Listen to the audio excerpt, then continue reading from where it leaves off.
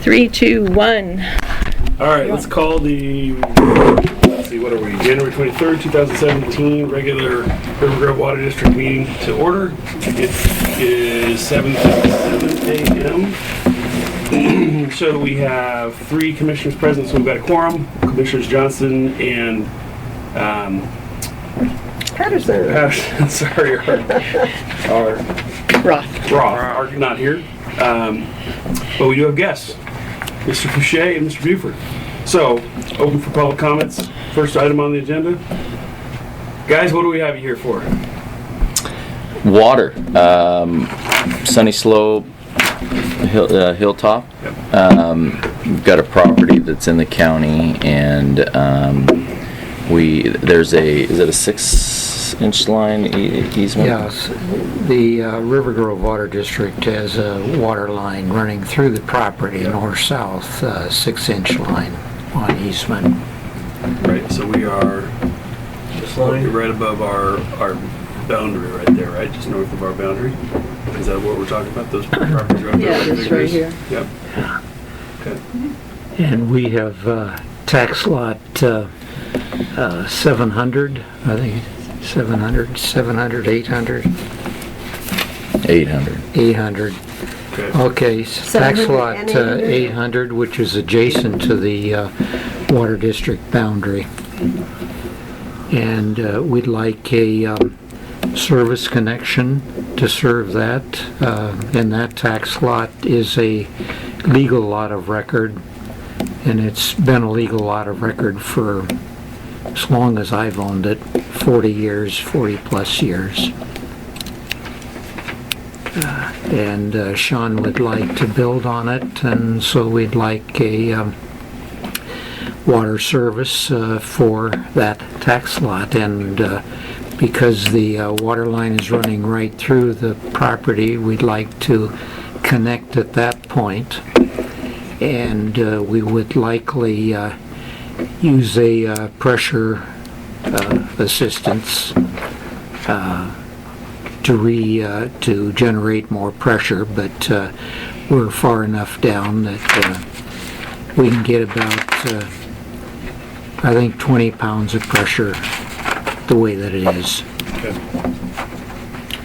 So is that by grade below our reservoir too? Yes. Yeah, the reservoirs, it's definitely below grade. Yeah. And we talked to, there's an engineer that you gave me, and obviously we know part of my analysis on this is just kind of not putting the cart in front of the horse. I'm sorry, I didn't catch your name? Sean with Elite Homes. Okay. You're wearing the wrong hat, but that's okay. No, I'm kidding. Well, I'm sorry, whatever you want, Scott. Can I see your hat? Yeah. Yeah, if you'd like to, it's Go ahead. what we call Track D, tax lot 800. Go ahead. So we understand that we've got to meet the engineering aspect of it. So talking, I think with DJ, it's kind of at that place of saying, okay, well, not go spend, the engineering money and all that to figure out that it works, and then you guys saying, you know what, we don't want to service this, and getting your guys' kind of commitment of service with the with our ability to give you the proper engineering that is required to get the water line, that it works. Yeah. So we would work with Gary and I think you guys have an engineer. What was his name? Jim Helton. Jim Helton, and I did speak to him, and we didn't get into huge dialogue about it, but he. You're saying spending the engineering, that Gary would do the engineering? Well, I don't know actually. That really is kind of a conflict of interest. Well, You're selling the property and you're... Well, he's a licensed engineer, but I can get somebody else. The point is, DJ, that I'm a registered civil engineer and professional engineer. It says the professional land surveyor here. Yeah. And registered in Oregon as a professional engineer. And I would, regardless of conflict of interest, you're saying I could provide engineering services, and really there's nothing to speak of. You have standard details for water service connections. Right, but when we talked to Jim, and I know you talked to him, it would have to, you'd have to have the engineering information prior, just so that we know we have enough pressure, because at this time there's no, concrete written Okay. or well, engineering backup to give, because 20 is the minimum. Yeah, PSI. I would imagine put a repressurization, and that's pretty simple to repressurize. And we'd make direct connection and for per year standard details. And we would be looking to the way that it is now, an exterritorial connection. Right, so it's out Exterritorial of service. service. So, how many homes were we talking about on this tract D? Just talking one? Is there other potential for, I know you've looked at development further up the hill, right, on your properties up there, is that correct? Excuse me? You've looked at developing the other properties on top of the hill in the past, is that correct? Toyed with the idea. Okay, We don't have anything going on this time. okay. Where would you be getting We've- water for that area? Yeah, we've owned the land up there since 74, roughly. Well, so, part of the issue, this came up in our last board meeting, and the minutes are public record, is that's a 6-inch main coming through there, right? It feeds the whole lower system. And, I'm not a water engineer, so I'm just a elected official sitting as a volunteer, so I rely on our engineers to coach us along what that means. But essentially, that's makes that line pretty vulnerable, and it feeds an entire system below it. So, as a general statement, we haven't allowed individual water services tapping into main lines. And if you look at the system design, that's a resiliency thing. We can't tap into a main line because that, if we have a backflow issue or if we have any other kind of break on that main line, it'll shut down everybody downstream. So, is it? Well, What we don't want to sacrifice the rest of those customers below you for the benefit of one customer up on top of the hill. That's generally not prudent practice. So we'll have to rely on our engineer to help us understand the implications of that. And so as a result, I would say it's on our preliminary review of this and our discussion in the last board meeting. Again, notes are available to you. Doesn't look good that would be the best place to get service. I have some questions. Number one, what are all of your options for water in that location? Number two, we've set a policy where if you want water, you come in for an application and our engineer reviews that so they can also give advice to the board on technical issues. I understand you're trying to circumvent that. No. And well, Application has been made. No. pardon? I don't see a written application. Do you have a written Haven't you application? submitted an application? No, don't you remember I talked to them? Oh, you didn't submit an application? I thought that you did. No, we did not do that because of what was going on with where we were deciding if they even take it. And the last time I talked to DJ about that was, do I go through the process of submitting the application without the knowledge of even somebody accepting it? And that's why we came to this meeting. We tried to get something in, I think, prior to the... Well, yeah, but I did ask you, right, after the first contact with you, to submit an application for a pre-app conference. Right. And you didn't want to do that Right. until you knew there might be a chance that you didn't, might not get water. Right. Yeah, I understood that he had submitted a pre-app. No, because it costs Application. $500 because we have our engineer here Yeah. when we're here. Well, that's fine. That could be my fault then, the way I understood it. Well, no worries. I mean, it's a matter of process. I mean, you guys have the same opportunity anybody else has to come into our water district and get water, but there's a process associated with it. And, you know, that process relies heavily on our engineer as a technical advisor, like Sherry said. So, that starts kind of with an application. So we can't engage it costs money, and that's funded through the application process. But if the process, it sounds like, is the 6-inch main, we could go through the application process.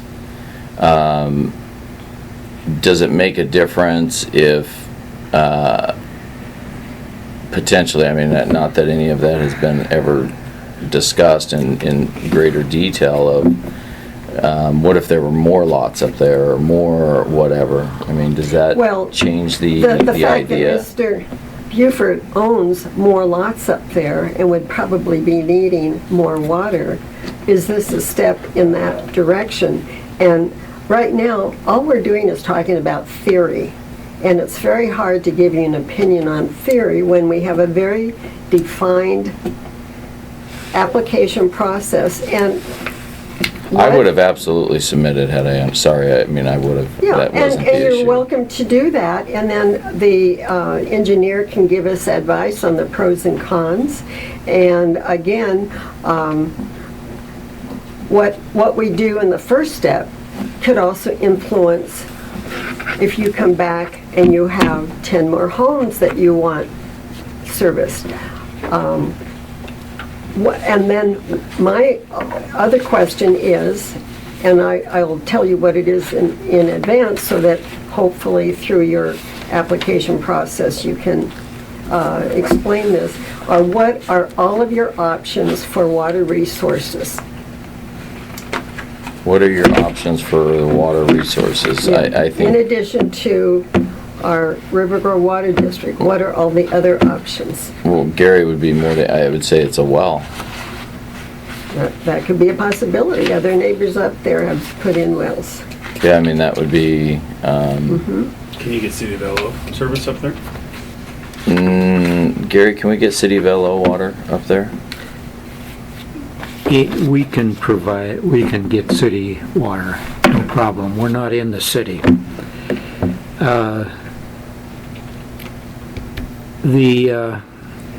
The land, we've held it since '74, so I don't know. Sean came along, wanted this particular lot. We're looking for one connection, period. So it's not a matter of future land, not a matter of subdividing, It may not a be matter of precedent, though. partitioning, not a matter of anything. It's right now, it's a matter of one connection. And because the water line is running through the land, we thought that the easiest thing to do would be to make that connection, repressurize, and have water service. You might have,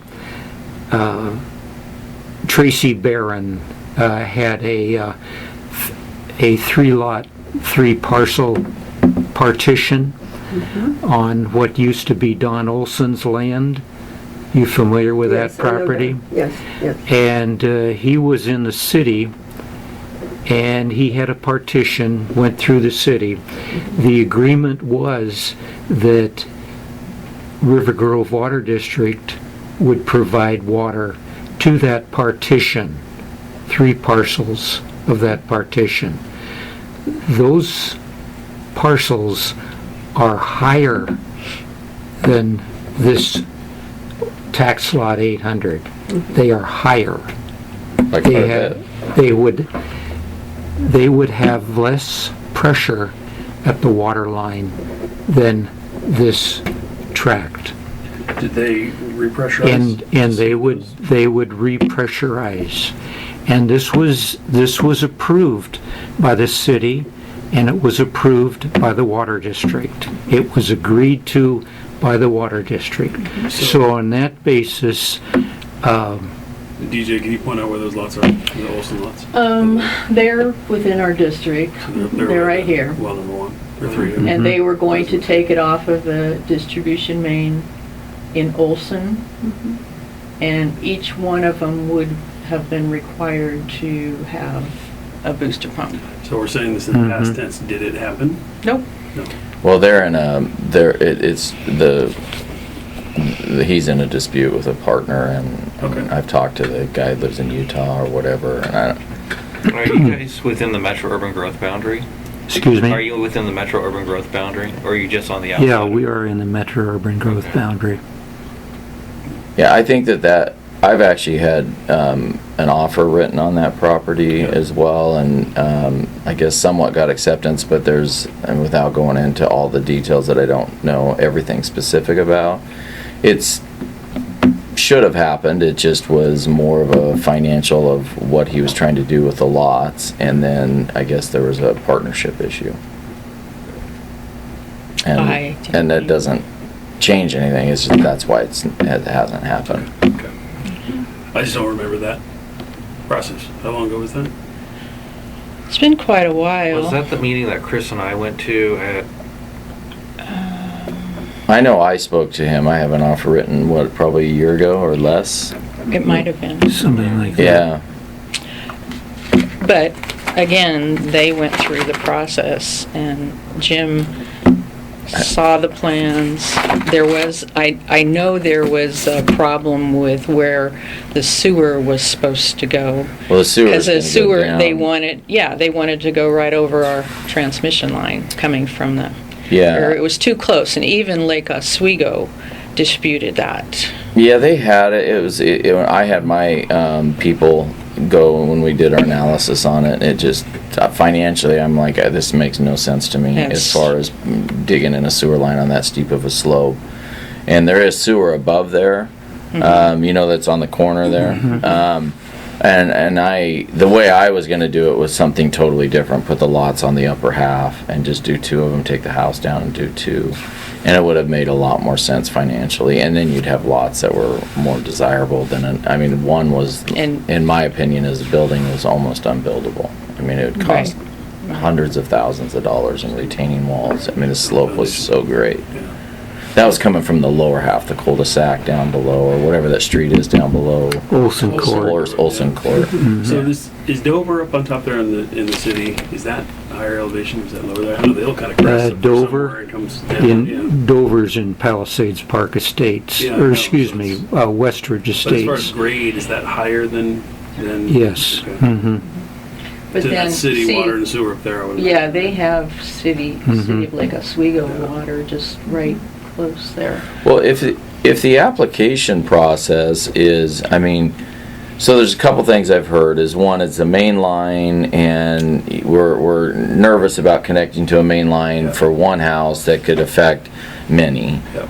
And so, I can submit an application.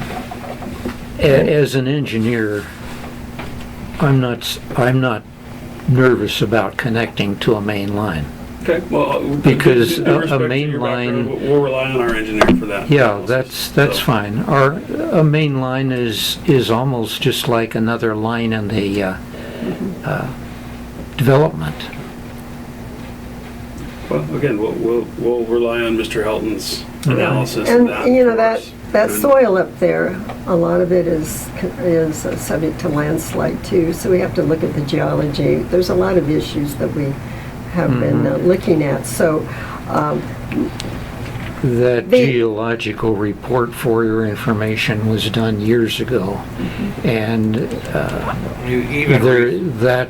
in my opinion, in many opinion, it's maybe not technically right, but well, anything greater than 20%, I think, in all of it is considered landslide. And the bottom line is that Hilltop Road has been in there since many years. There's never been a slide. We've owned the land since '74. There's never been a slide. We actually have a landslide resting up against one of our tanks right now that we have. Reservoir 3 has a landslide. Happened in '76. And we're trying to deal with Where, that. where is it? Behind our reservoir? Well, I would assume that no matter what, I would get Uphill of the Rapid reservoir? Solutions, It's Mia. against the reservoir, yes. You gotta do a Down report. You gotta against do an the analysis. I'm doing it right now on any Yeah, lot that I unfortunately, touch. those things cost money, that's part of the Is that engineering right? side. Yeah, we've done some drilling in terms of soil drilling and a geotech analysis. Right. We have that data, which Well- is public information, Yeah, and we would do that. I mean, it's okay. I mean, if it's, I mean, I don't want to build a house that's going to slide down the hill. So certainly, I'm going to do my analysis and my due diligence on anything like that. So far, we don't have to do an infiltration test and things that the city of Lake Oswego are requiring now on any site that we build on. I'm having an issue up on one of them, up on Palisades, up on Maple Leaf. Just because the slope is greater than 20% and you can't put a storm system. There's a lot to it. But, so, I mean, with that being said, I more of the opinion of with the engineer and conflict of interest to me is I mean, he's got a code of ethics. I mean, it'd be like an attorney that's sitting here I mean, they're bound to some criteria, not some, a lot. And so, and you're going to have somebody back that up as well. We're going to give you our opinion, and not even opinion, the facts that we find out from the engineering side of things. And with Helton, either backing that up or refuting that is kind of, that's going to work its way out. Yeah, let's go through the process Right. of what we would request Okay. through the application process, and then we can start looking at it with a critical eye from our engineer, and if it's feasible, and like I said, you have every opportunity that anybody else has. Sure. We just need to go through the process to get there. What, the application, I'll have it submitted today. I'll fill it out and get it done today. I can send, do I have your email? You do have my Yeah. email. We've exchanged a couple emails. And so that process is, when's the, if we submit the application today, is there a period of, Well, I have to get it to Jim, and we have to figure out what's a good time to meet between everybody. and how much do you need from our side on the I'm sure it says it in the application, but, Have you ever seen Lake Oswego's pre-application? I've done many. Okay, same thing. Okay, so we need to actually submit drawings. We need to submit that kind of stuff. That was one of the things that I was avoiding, just knowing what City of Lake Oswego. You can't just submit this written thing saying, "Hey, I want to do No, this." you- You've got to submit you've gotta full package. Well, I don't know that it's all detailed as far as, let me go get the application. That would Well, be if it's the like Lake easiest. Oswego, you gotta be somewhat detailed. I mean, of what you want to do, so you guys can analyze it correctly. Well, our engineer needs to analyze Right. what your plan is. And so it can't be so vague that we get surprises later on. And you want to be, That's my fault. They're gonna have analyze, full disclosure so that you can have more analysis by the engineer. And, that's why it's costs us money when he comes here, and that's why we have an application fee, so that he can take the time that he needs, and then, and he can also give you input on your I submittal. don't disagree. I mean, it would be nice to get the blessing of approval from the council and then go through all that process and prove ours. But if the Well, way, it unfortunately, it doesn't work that way. Right. We're not technically qualified to do that. Right. We're volunteer board members. That's why we have a professional engineer on retainer. I mean, that's why you have to go through the engineering department at Lake Oswego when you want to build in Lake Oswego, before Well, you get to the city councils. yes and no. I mean, sorry, Gary, real quick. excuse me, I'm kind of questioning the thing, What the- if you had a piece of land that was a lot of record, and you wanted to have a service connection to serve that lot of record, what engineering do you need to get that service connection for a lot of record? it kind of boggles my mind. What are you really requesting? Are you requesting the design of what? We're requesting what's in the application, I guess, and again, not being engineers ourselves, we can't get in an argument with you about whether or not what needs to be designed, because Okay, what we need to do is follow a process that we rely on through our ordinance and through our ability to serve water. So DJ, do you have everybody any that's come other into our district examples has that had. they Okay. can see on other applicants of what has been submitted so that they have some insight? Well, let's answer Gary's question Yeah. about why do we need engineering before we'll serve water. Well, the basic one, when I talked to Jim, he needed to see how they were going to install it and if it would meet the pressure PSI. Yeah. And he wanted written confirmation from an engineer that would be possible. So let me answer your question a different way, I guess, since I've been around. Okay, about well, you 14 have... years that we have a system architecture that we've got to protect, right? It allows us to serve all of our customers, not equally but fairly, right? Because depending on where they are geologically, they get different pressures, right? But ultimately, we've talked about things like looping of lines. We've denied applications because it's a dead end on a branch line, and we don't want water pooling up in the dead end. It's a vulnerability issue, so we've required them to loop it to achieve the development that they want to do. So as an example, we've got to protect our excuse me, system but structure. we're not talking about a development. Well, I'm giving you an example, and I'm not saying that example applies to you. But your question is, why do we need engineering to accompany an application? And that's why. Why would we incur costs as a public agency for your development? You're not going to incur any costs. Okay.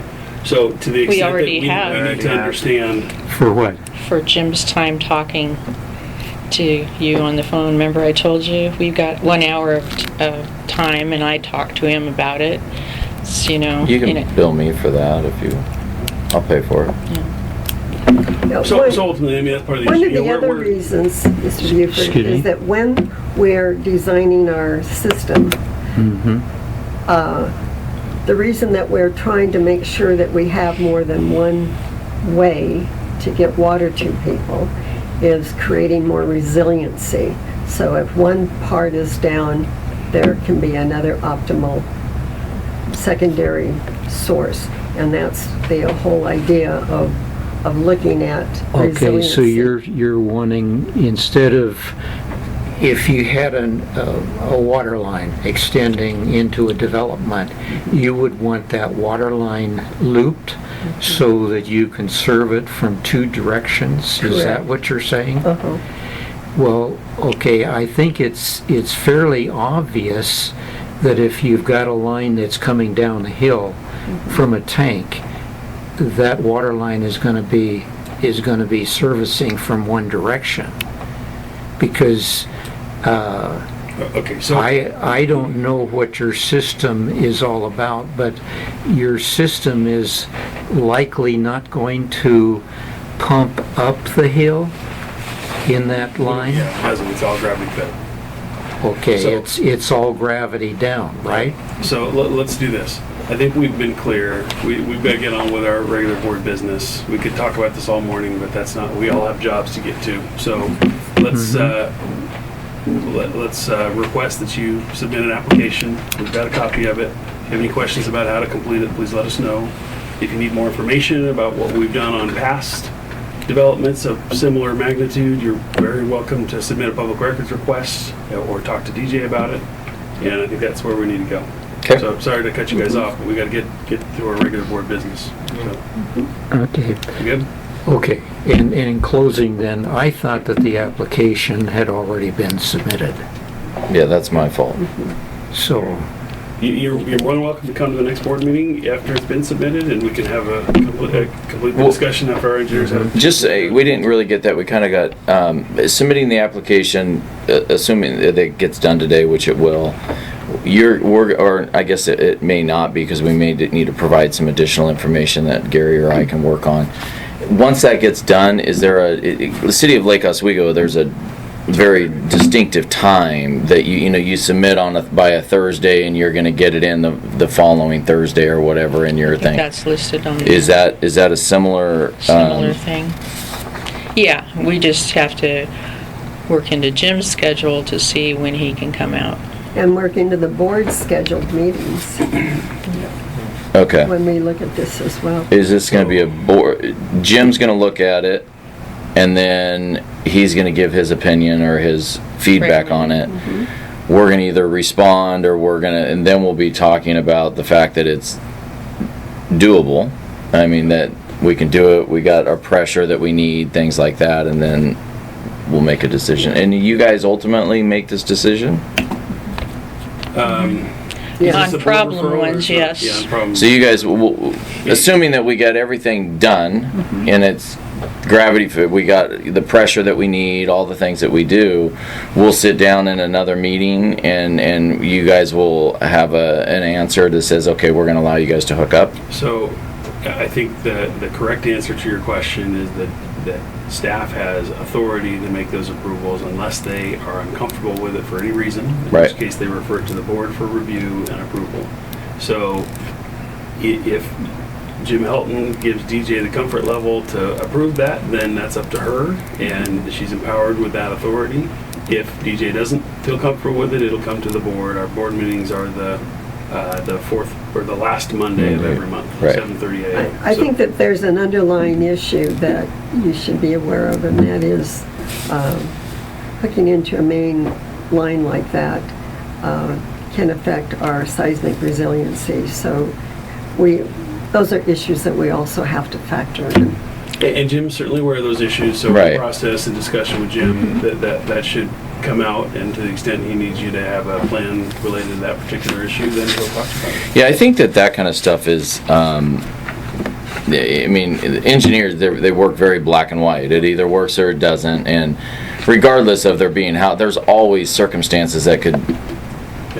Do you have a building, like where the house is going to be and where, I mean, do you have? I could get I have a pretty good idea. I have not designed the house yet because I was waiting on all of this, but I know because there's an easement on the other side, and I have a pretty good building envelope of where it can go, and we're not going to use all that space, but yes.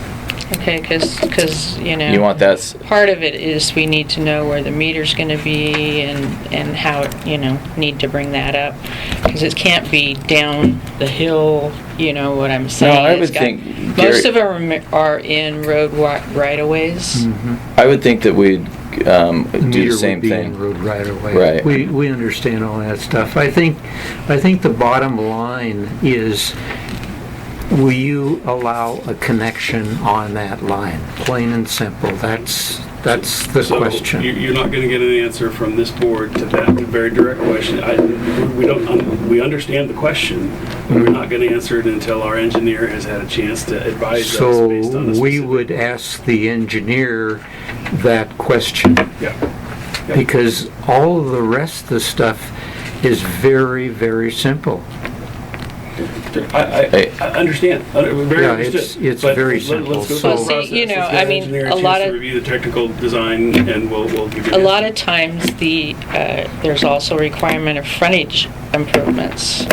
So you have to see if this is something that Okay. would, yeah, I mean, Okay. we're not going to extend our district on beyond you. I'm sure anybody that, Well, we're asking for an extraterritorial extension.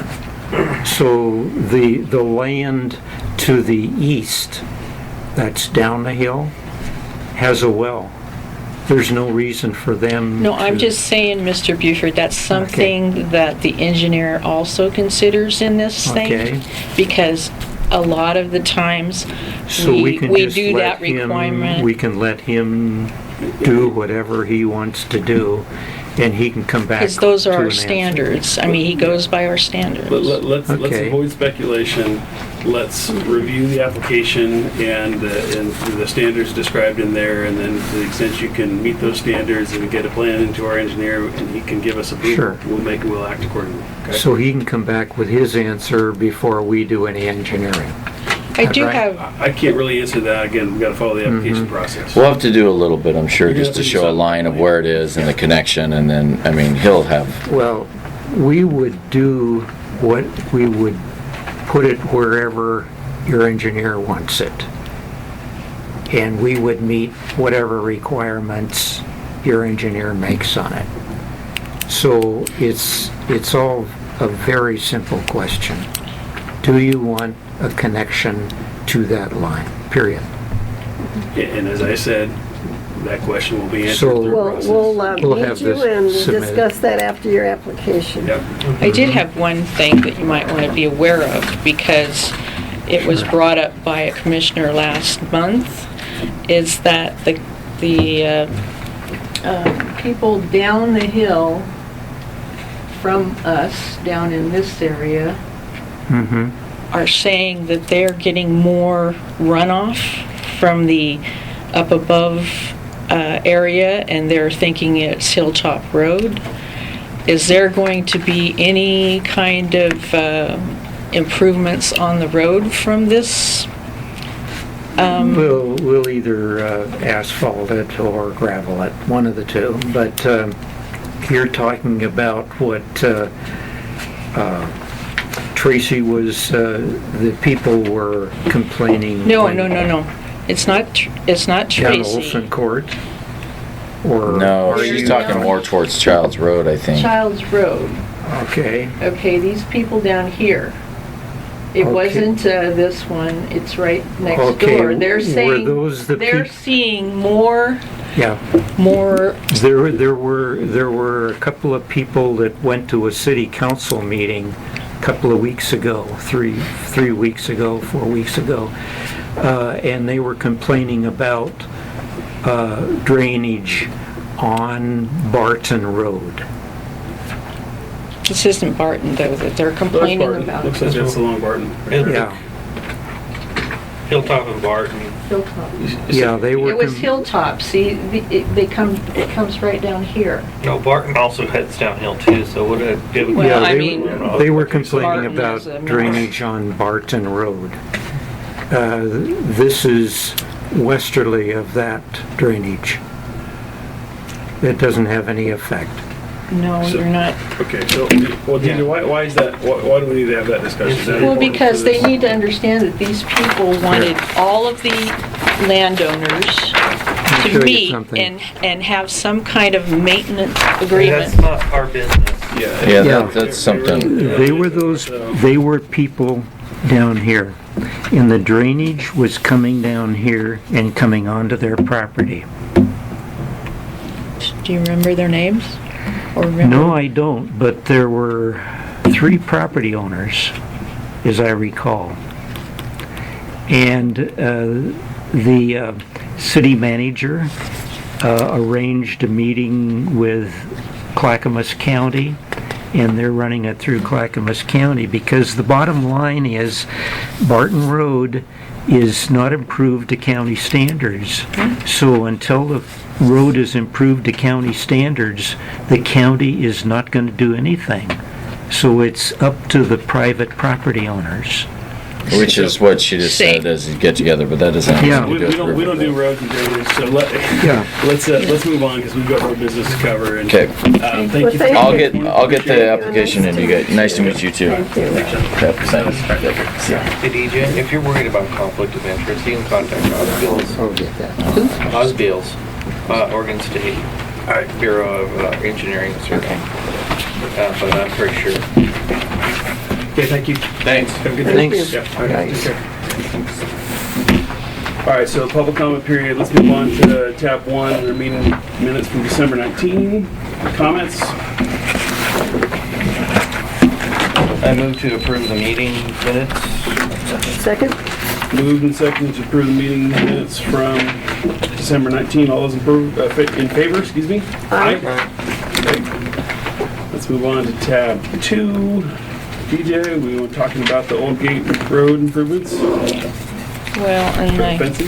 admin, we had a heck of a time with the weather. Every time they were saying they were going to come out, they got snowed to work on it. But as you can see, most of it in my admin report is, there's a picture, most of it is done as far as,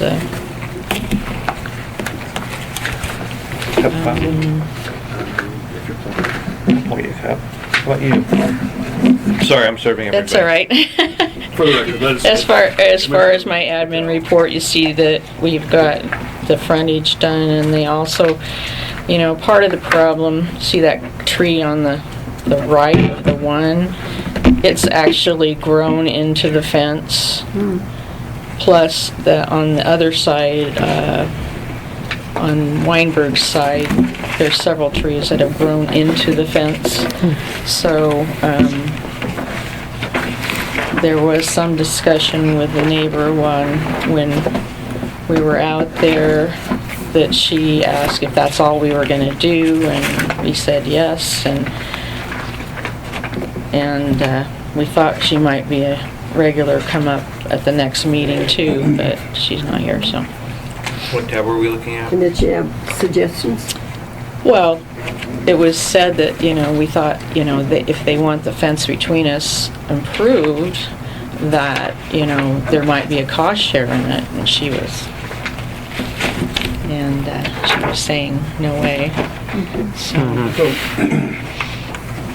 So are these our trees that are growing in the fence, or their trees? It's Nelson's tree that's grown into the fence on that side, and it's Weinberg's They tree. have to burn their tree?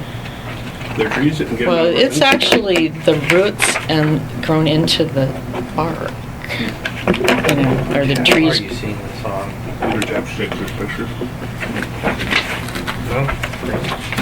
So is that something that will I didn't get it. continue to cause negative problems? I don't know. Or You didn't get one? No, I didn't get a Oh, report. I did have an extra. didn't know if, Now we know what you have next. Yeah. yeah. Well, So, I just wanted to let you know where we're at on it, and, Yeah, look, the new the part problems was, is that we were going to, on her side, replace it with new fabric and the slats, and we couldn't because of the fence. It was, the tree growing in there, so basically the slats were replaced on that side. So it still at least got that much done, you know, so. okay. I'll make a point of driving out there and looking at it before our next meeting. And, you know, Rick's talking about, he wants to put a, I don't know if it'll get done, but he wants to put perk pipe and some gravel and then cover it, or some gravel, perk pipe, cover it, and then put some of the topsoil over that. Along the road. Right under the fence so that it caught, you know, that muddiness doesn't, you know, all the water from it. Flush back up. Huh? Shouldn't we have done that before they put the fabric up? It's gonna be hard to dig. Well, yeah, but he, You can get in there. yeah. I don't think it would have made that much difference. They'll be able to do it. If they just do it just in front of the fence, it's still better Still than, work, yeah. you know, Okay. so he's. Well, I mean, I think from what it sounds like, we are meeting our due diligence as a good neighbor, taking care of our property, and which is what they asked us to do. If their trees are growing into our stuff, that's not really our problem. In fact, I mean, it is our problem, but it's not our cost to fix it because it's their tree. If they ask for discounts or something because they were unhappy, I think that is odd, frankly, because it's been happening for quite a long time. And they just came to us at the end and we responded, and now they want a discount, so that doesn't make sense to me. Well, But my question is, the tree's going to continue growing, and is that going to be an impact in terms of your function and our damage to our property? So let me, I'm sorry, So let me get this straight. They want a discount from us because they're No, trees? no, no, it was mentioned to them, well, maybe if they wanted defense, that we could cost share on the Okay. replacement between us. And that's what they didn't want to hear. So, Okay. that's, And what kind of monies are we talking about? I don't know. Cost share like that? and the thing is we couldn't even do it because they have sheds that are right up against the fence. Are they encroaching on our setbacks? The roof is. Okay, that's an issue because if they're in violation of setback, we may have some encroachment issues. So we may want to look at I mean, that. they're right up against the fence and, There should be a setback. Well, Yeah. so, I mean, we need some sort of a proposal if they're gonna, and some reasoning behind it. To me, it seems like, on the face of it, they came and said, your property's a mess and we don't like it, and we cleaned it up. And, which is the right thing to do, I think, to keep our property looking good. And I'm not sure what else we need to do here. Right? I mean, Yeah. they keep peeling back this onion and it keeps costing us money. And if they're gonna cost share with us, great, but give us a proposal, and we'll figure out what that Yeah, means. if their sheds are preventing us from doing work, it may be worthwhile to get a survey along that fence line to see if they are Encroachments. encroaching on the setback. So at that point, we can ask them to move the shed so we can do our work. Okay, so that's that piece. I'm gonna keep moving here. Let's talk about. Table that. Yeah, let's table that until we have some sort of a proposal to look at, and now let's talk about Dan's friend Fran. I've never met her. So, it looks like, We punted we- back to her. yeah, as we talked about last board meeting, we informed her that we can't turn her sprinklers off, and then looks at DJ, you talked to PGE, so maybe was she alleging that there was some power outage that caused Cause this the problem? sprinklers to come back on. Yeah. And I don't know exactly the date she went down to the beach, so I just kind of had a couple days ahead of when we were informed of it, so, but they can look up history. It depends a lot if the people called in, if they had power.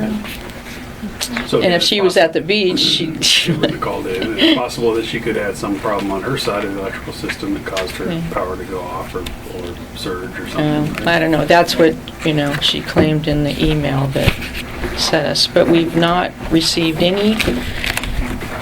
Go ahead, Dan, this is your, Oh, after the last meeting, I responded via email because that's short of writing a letter. That's the only way we have of reaching her right now. I requested her that she update her contact info so that we can better reach out to her in the event that we have a need to do so, and requested that basically that her email had requested that we do something about the large $800 water bill, and I basically just informed her that we have a process for that, which is filling out a leak credit application, and you could see that the attachment on the email is the leak credit application, and we haven't received a response to the email, or she hasn't submitted a leak credit application. So we still don't even know if she's getting our emails or anything. There's no. well, she sent. We had some back and forth on the emails Oh, you did? prior. Okay. When I was informing her of the leak, she said, "Oh, I'm at the beach, blah blah blah," and so then when she submitted her email to me, which is on the back of this one, I think, or the back of DJ's, I thought there was a copy of. Anyway, we passed it out at the last board meeting. It looked like this. This was her email to the board or to us, just requesting that there could be some sort of relief for such a large water bill. And so I responded in the same way that she contacted us, which is via email, and she hasn't responded to that. Well, so, yeah, we talked about last board meeting that part of the issue is communication. We don't have good number, we don't have a phone number for it, don't have an emergency contact, etc. Right. So, But we have an address, we could send a registered letter. are you sending these with a read receipt? over email, because you can do that. That way you'll see if she reads it. You might want to do that for future correspondence, just so we can see if she's open. But at this point, we're saving documentation of our communication with her. You know, at this point, her current water bill is late, but she's not to the point of shut off yet, and that's the only thing that we worry about, is that at the next water bill, if she hasn't responded or anything, it's going to go to shut off, and then I guess historically when that's happened to her, she comes in to the board to say, what are why are you doing this to me? No, she doesn't come into the board. Or she writes a letter or something. So you haven't sent anything through the mail? Not through the mail. Okay, I would hope But you would do that.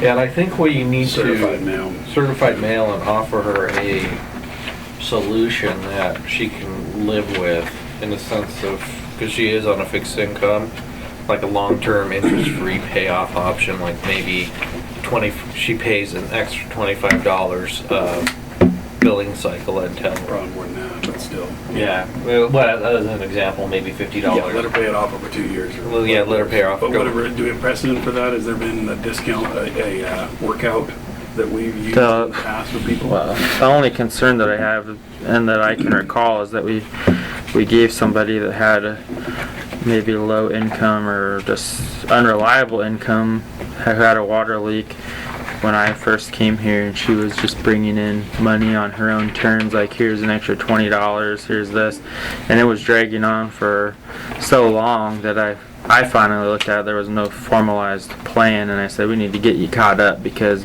when the new water bills come out, it was just ongoing forever. Do we charge interest on an unpaid balance? Can we? I don't think it's worth it. No, I don't think it's worth it. Well, you can have an agreement set up.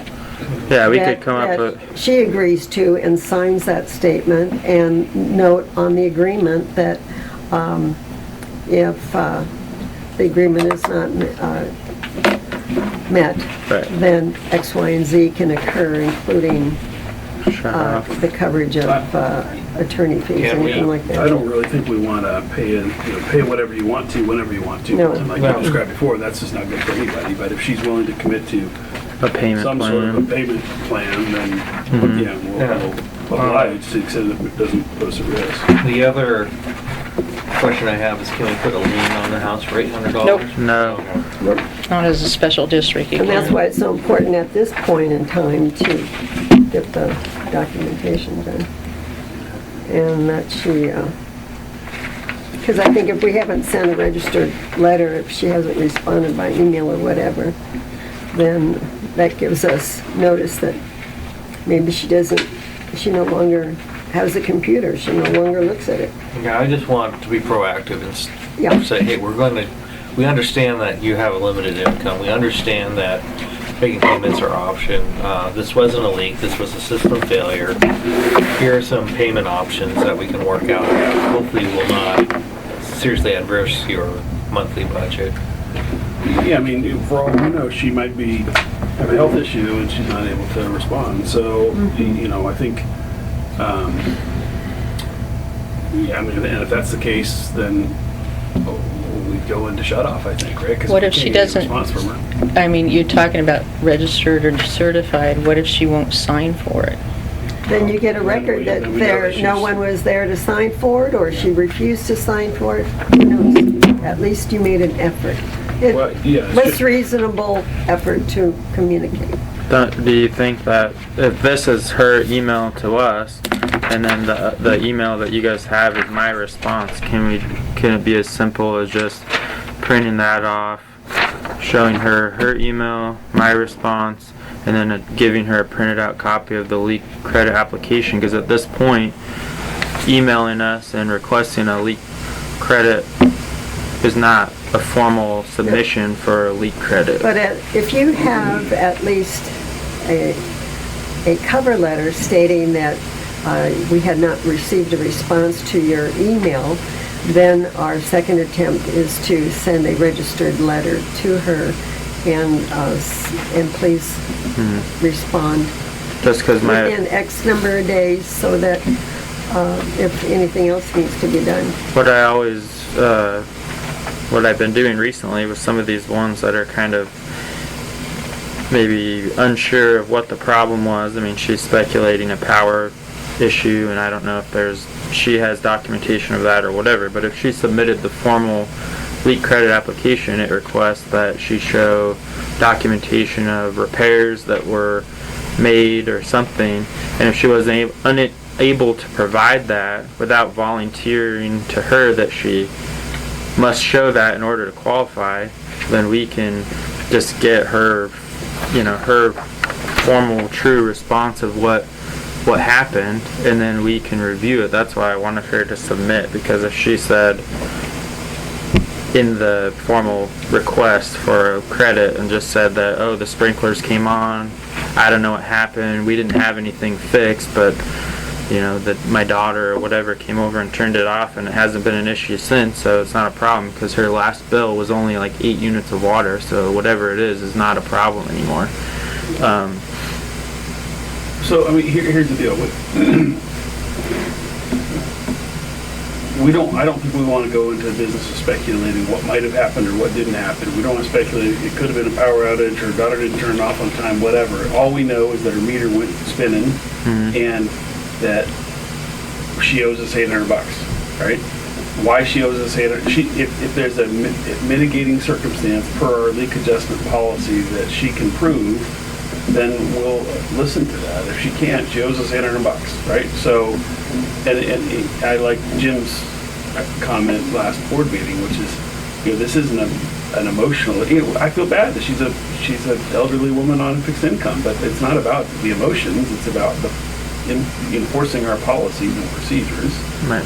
And we've got to enforce our policy fairly and equally across our district, right? So that's the policy. If she feels she's got a reason to adjust, she's got to do it. If she's non-responsive, she owes us $800.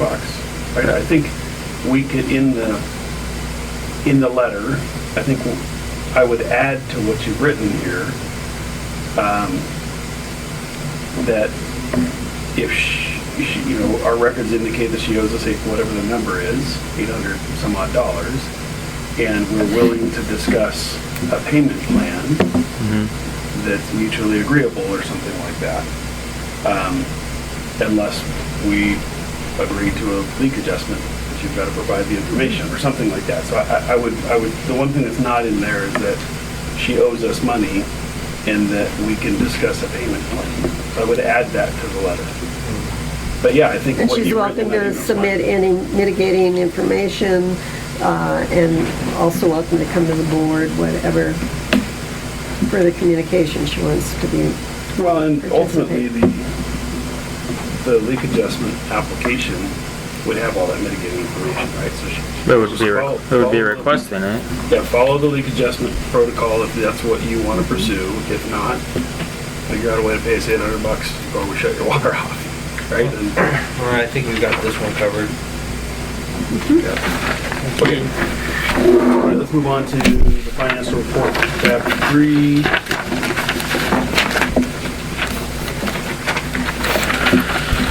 Okay, so I put this together in crunch time, but for the bank reconciliations, I was encountering a $90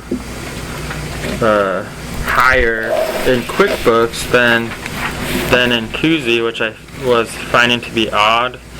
The only thing that I could think of is some kind of mislabeled deposit or some kind of duplicated entry, because of the fact that QuickBooks you can add to, you can change whatever, but Koozie can't be changed, so I trust the water sales number from Koozie much more than QuickBooks. And so I looked at it for as much time as I could allow for, and then I did an adjustment and documented it so that if the auditor had any questions, I thought of a couple more things that I'm going to look at, but at any rate, everything else reconciled, and with the adjustment of $90 to the QuickBooks, reducing water sales in QuickBooks by $90 made made it reconcile for now, and I'll look into it, and if I discover what that duplication of entry was, then I can fix it and just get rid of the adjustment.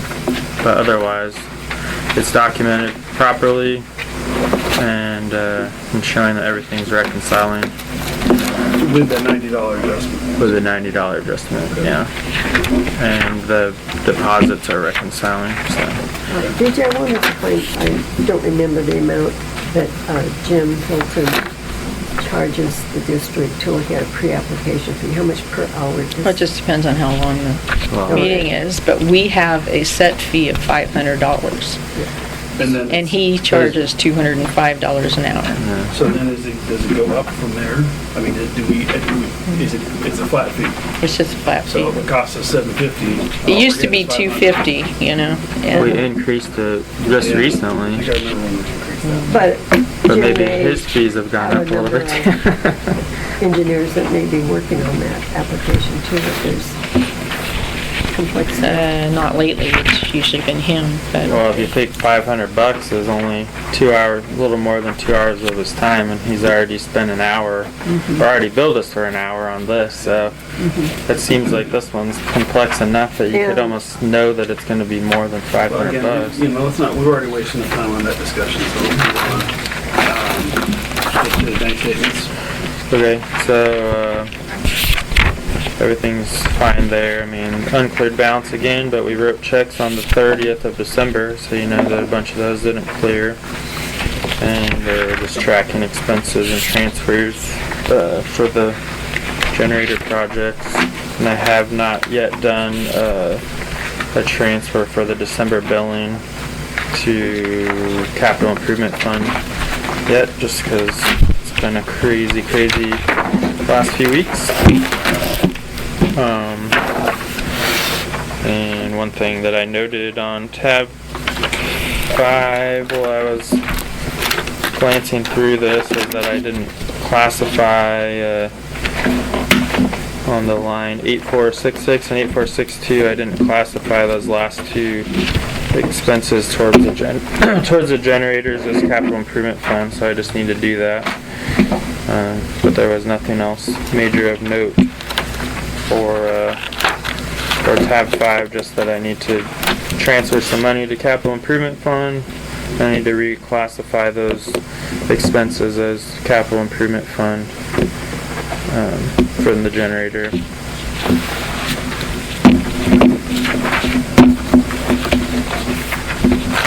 So like right now we've transferred $105,000 towards the capital improvement fund for the year, and I think our billing was like $78,000 or $79,000, so we'll probably transfer another, I don't know, $15,000, and then we just need to transfer $15,000 more for the year, and then we'll have maxed out what we budgeted to do for that. Okay.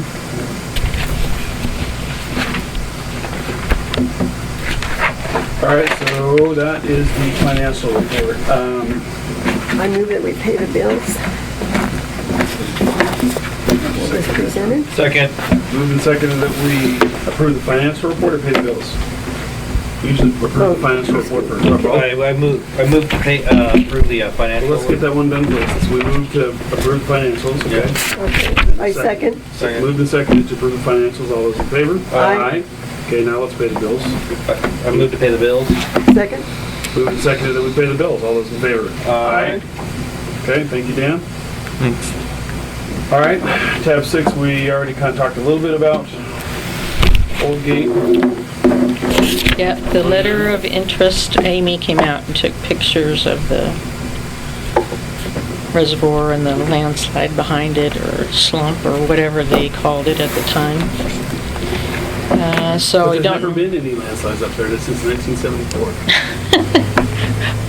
Well, in essence, he might be correct, because that was due to construction. But Anyway, if they're gonna be putting a house on the hill, they're gonna be constructing, are they not? So, We don't know any more from the state.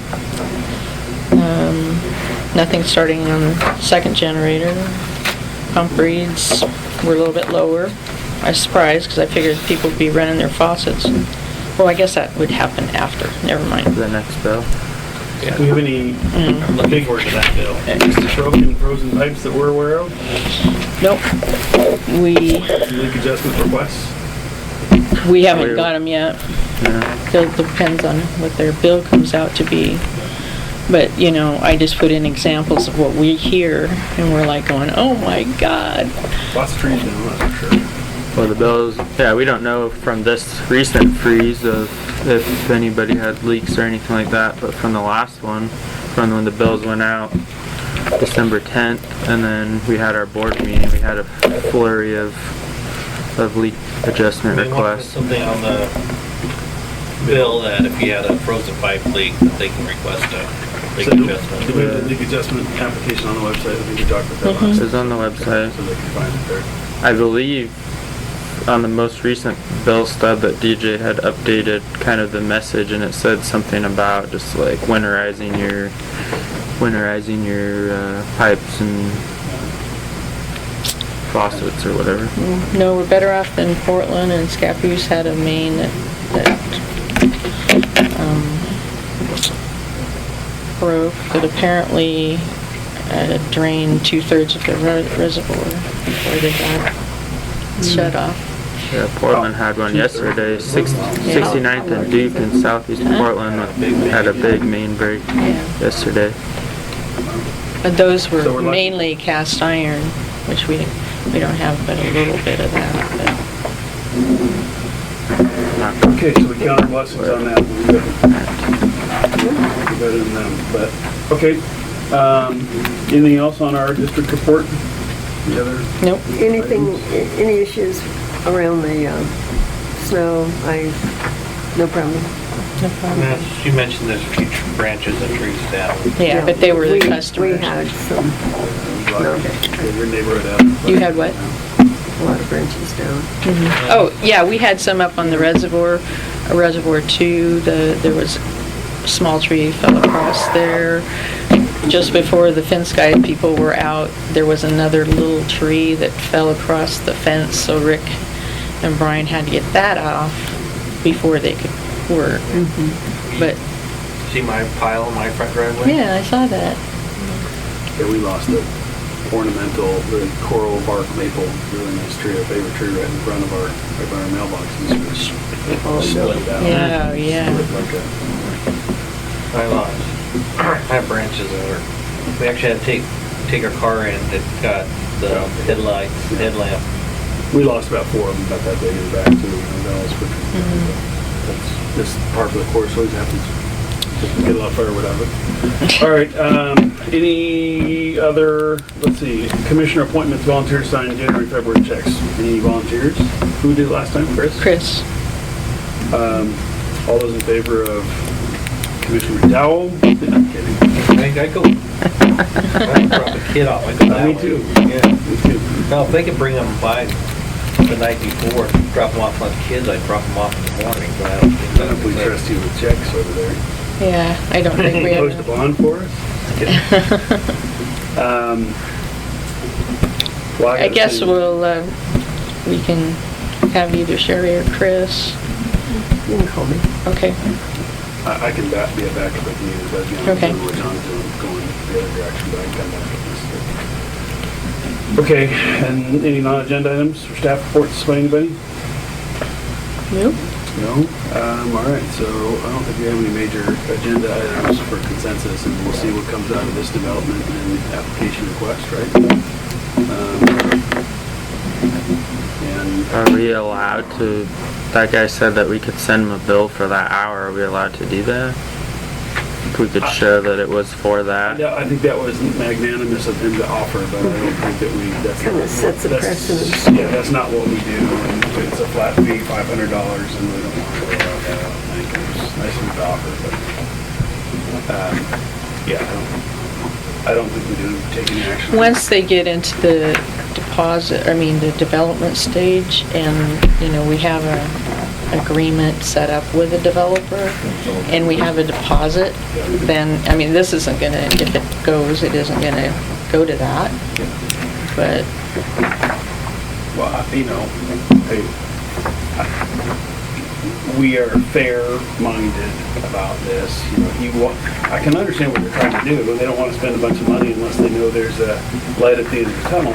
But we can't give them that light at the end of the tunnel. They have to follow the process. and So, I told them all that. yeah, so I think we made that abundantly clear. And let's see what happens. We showed our hand a little bit about what our concern is. And you can want to argue that, but talk to the engineer.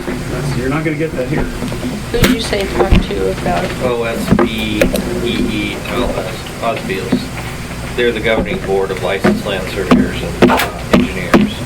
Explain that, I mean, if you're really concerned about it, you can call them, ask them if he's... Just clarify it. Clarify it. If there's a, I mean, they're the ones that, if he's in violation, just talking to him, them will result in them calling him and asking him what he's doing.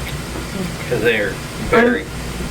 I'm wondering, did they submit anything to Lake Oswego? Because can't imagine Lake Oswego is going to talk to him without having They don't documents want to too. deal with Lake Oswego. Lake Oswego's out of jurisdiction. I mean, it's out of their jurisdiction. So, the conflict thing, That's, he's a licensed, I mean, I don't think it's the first time an engineer has engineered his own property and got it approved. I mean, I'm yeah, sure that that's happened before. I'm not sure that constitutes a... I don't think there is. Yeah, I don't think you'll... You know, he stands to make a financial gain based on his own engineering analysis. I guess I can see that there's a But that's what it. conflict, but I don't think it's a legal conflict. But that's what engineers do. Yeah. I mean, they engineer. I mean, it's their job. They make money when they make do money, engineering, yeah. right? So I don't know. I'm on the fence about whether or not that's a And conflict. But the fact is, you still got to follow our process. And the other issue, I mean, the other thing too is, yeah, he's an engineer and he's getting peer reviewed by another engineer. Right. Now, if our engineer comes back and says, yeah, this is sound engineering, Yep. that's. Well, I mean, he wants to make it. He wants to simplify it to just we're downhill. When we turn the valve, water will come out. Right? Okay. We can't argue with that's factual, but it's still we have other concerns. we in our have our system. seismic resiliency issue. Yeah. That it's like why have two systems available to one location? Because of redundancy. That's what you were trying to get at, Yeah. was the issue of redundancy. Well, And he may not hold that as a priority or, And the redundancy is really in the transmission mains, that one comes down here, one comes down through here, and one goes down to Oldie. well, if he damages or he has a backflow or something into that transmission line, we could theoretically shut it down and feed those people on the lower system somewhere else. Okay. So I mean, we do have redundancy, but I think the real issue is the seismic vulnerability problem. Yeah, I mean, well, let's see what Jim says, right? I mean, if Jim says it's not a problem, there's nothing, and Sean Fouché was correct. Engineers are very black and white. And Jim will say it's either a problem or it's not. but we have, as a body here, we have to decide, and this is backing of the state, that our planning now should be based on the Cascadia subduction risks, and that creates some redundancy in what and how we do things. So what we did 5 years ago or 10 years ago is different now. But I don't know that Jim Hilton has that message, that we are now, it's an important issue for the board to create. I can give it to him, but however. Yeah, we just need to know what legislation or what policy is driving that, because we can call, say, yeah, the state's requiring this, we need to be able to point to specific. So if you know what those specific guidelines are, or where we can find those, I think that'd be great, so that way we can pass it on. Otherwise, we're dealing with, Yeah, I mean, I think Jim should know that if he's an engineer working with water districts. But, but that's okay if we need to remind him of it. I would think that that's gonna factor into his thinking. Yeah, I mean, I agree. We should be engineering or managing our system. To the current sizing standards. Yeah. We spent 2 years developing the resilient plan. There's numerous, we have a state seismic commission. This is a policy issue. This is why the Clackamas County is reorganizing to create more resiliency in planning.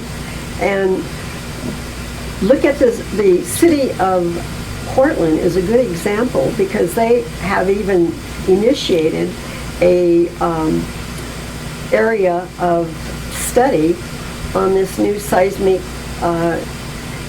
piping from Japan.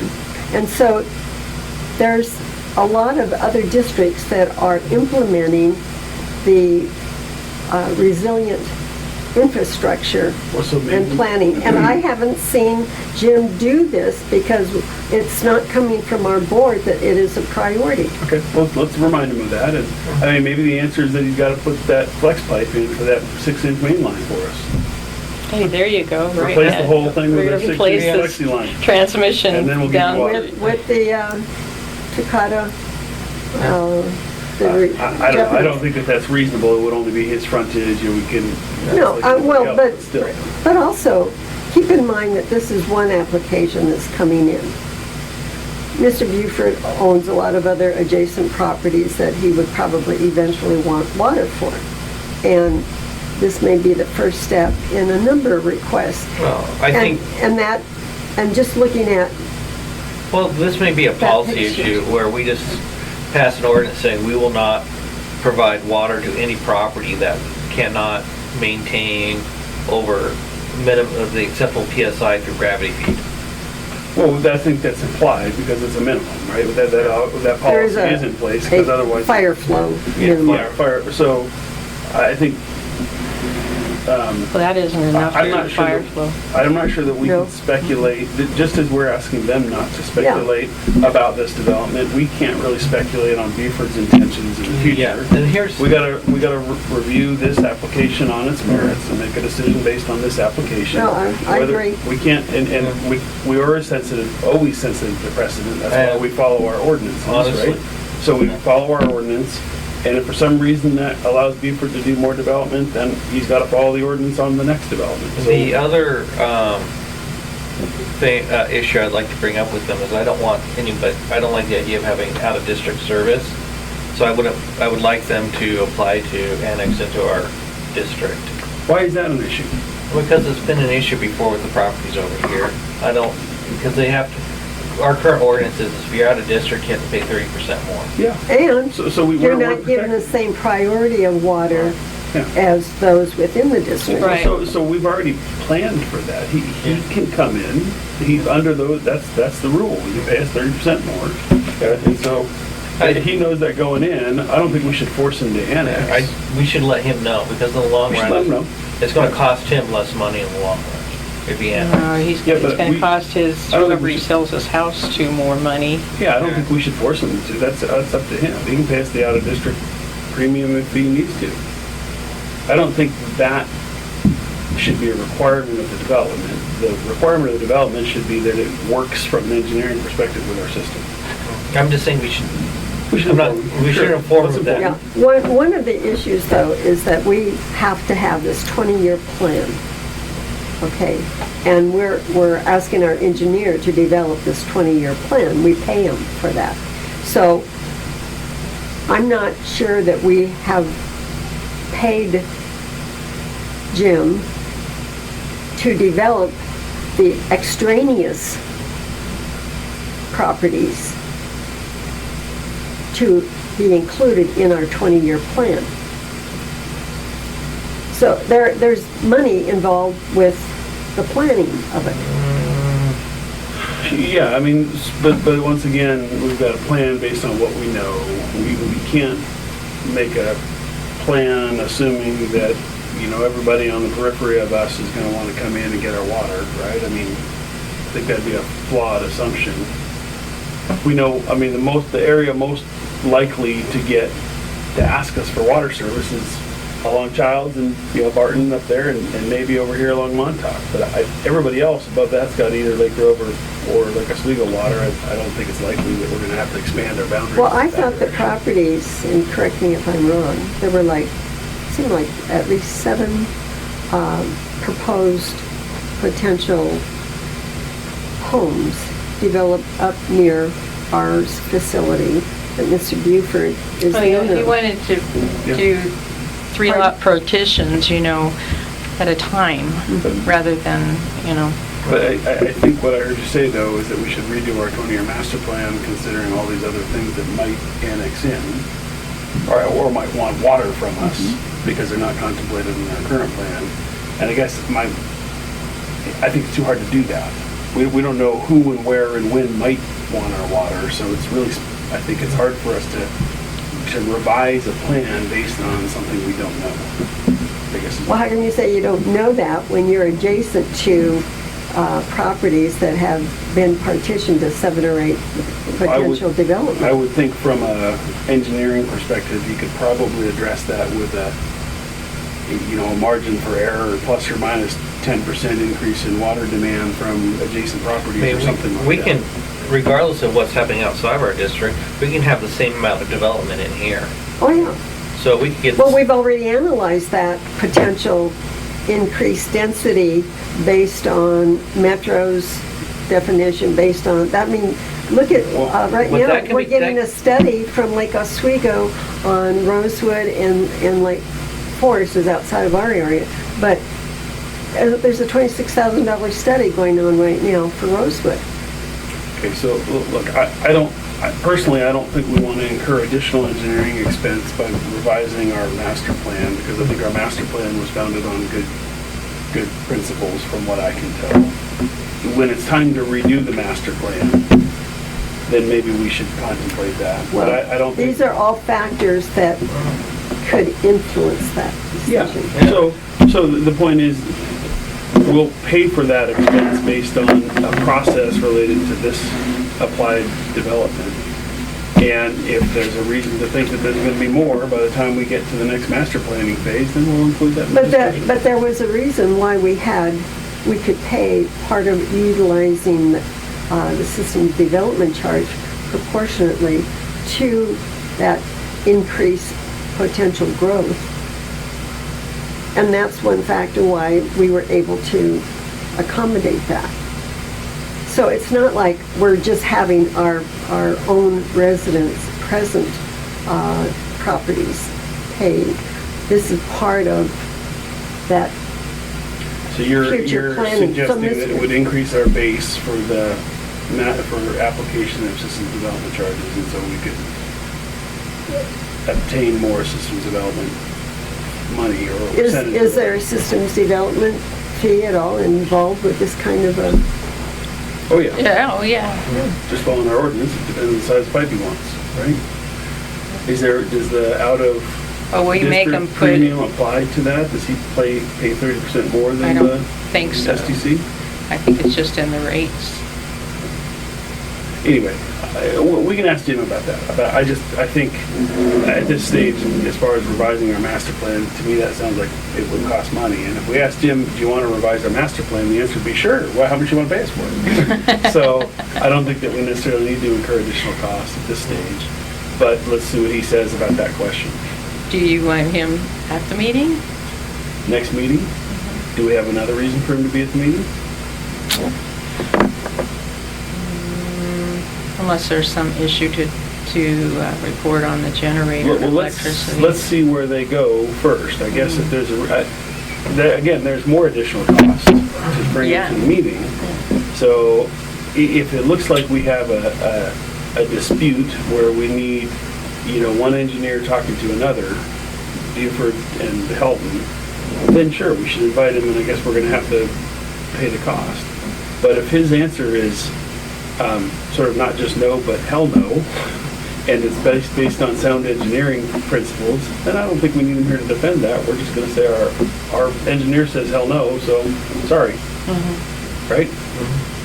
But if he says it may be, and if they did this and that, then we probably need him here to have that discussion with them, right?